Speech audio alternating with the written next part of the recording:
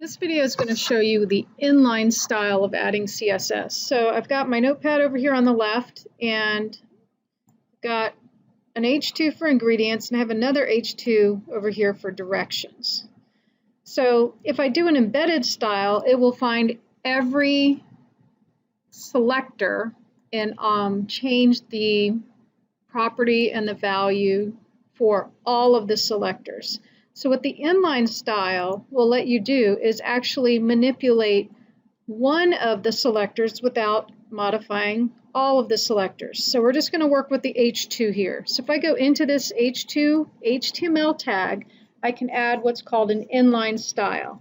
And the syntax is adding inside the opening tag, we add the word style equals and a pair of quotes, and then we define our changes. So I'm just going to do a simple color change. So if you want to change the color of the text, I'm going to put color, that's the property, and then the value. If I wanted, let's just check what we have so far. So I'm going to Control S and refresh my page, and you'll see that ingredients turned blue, but directions, even though it is an H2, did not change. So it lets you manipulate one without manipulating the other. So let's take this code, copy it just to save us some time. I'm going to paste it in, but I'm going to change the color value just so you can see that you can do an H2 change in style independent of one another. So I'm just going to save, and then directions over here should turn red. So the inline style, you define them the same way you do with an embedded style. So if I want to add a second property change, I'll do a font family. So right now we've got a serif font. I'm just going to put Arial because we know that's a sans serif font. So I'm just showing you how to string together multiples. Okay, so the separator has to be a semicolon. Let's take a look at that.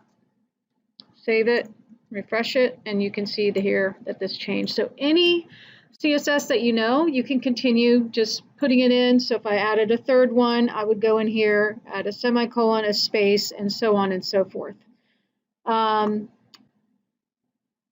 thing if I wanted to change one LI, one list item, but not the others. Same idea.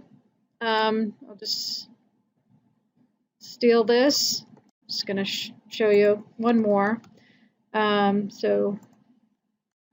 All right, so this is the line we're changing right here. So I need a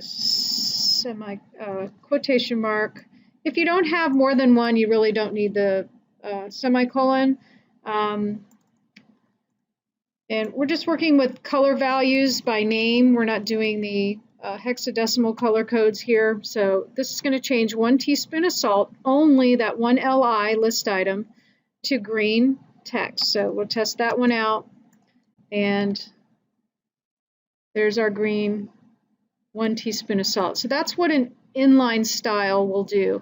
And if you do have an embedded style or a linked style up in the head section, okay, so this up here is where the styles are declared normally in the head section.